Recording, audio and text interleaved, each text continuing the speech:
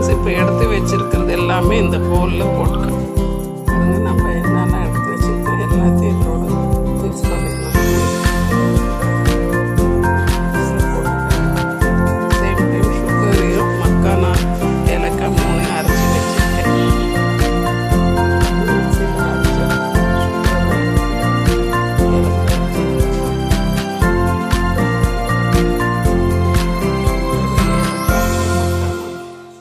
அரைச்சிருந்தேன், அதை சேர்த்துக்கிறேன்.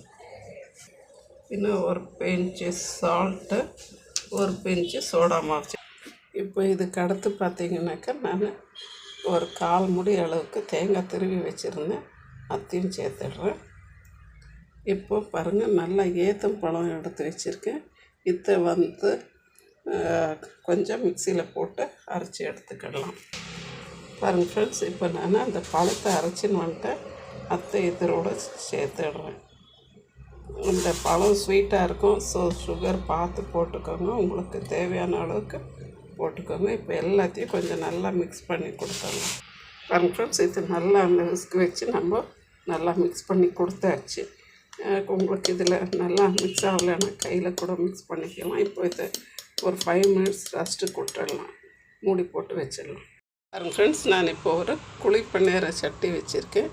இதில் நம்மளுடைய அந்த மக்கானா மிக்ஸை ஊற்றிடலாம். எண்ணெய் பார்த்திங்கன்னாக்கா நம்மளுக்கு பிடிச்ச எண்ணெய் நான் தேங்காய் எண்ணெய் விட்டுருக்கேன்.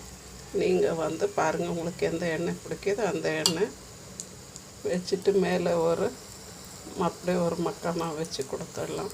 இப்படி எல்லாத்தையும் ரொப்பிடலாம். பாருங்கள் ஃப்ரெண்ட்ஸ், நம்ம கொஞ்சம் கொஞ்சம் விட்டாலே போதும், நல்லா அது பொங்கி வந்துடும். ஒரு பாதி அளவு போட்டோம்னால நல்லா பொங்கி வந்துடும். எல்லாத்தையும் இப்போ நம்ம திருப்பி போட்டு எடுத்துக்கலாம். பாருங்கள் ஃப்ரெண்ட்ஸ், சூப்பரான மக்கானா குழிப்பணியாரம் ரெடி ஆகிடுச்சு ஃப்ரெண்ட்ஸ். தேங்க்யூ ஃபார் வாட்சிங் ஃப்ரெண்ட்ஸ். ப்ளீஸ் ஷேர் பண்ணுங்கள், லைக் பண்ணுங்கள், சப்ஸ்கிரைப் பண்ணுங்கள் ஃப்ரெண்ட்ஸ். தேங்க்யூ.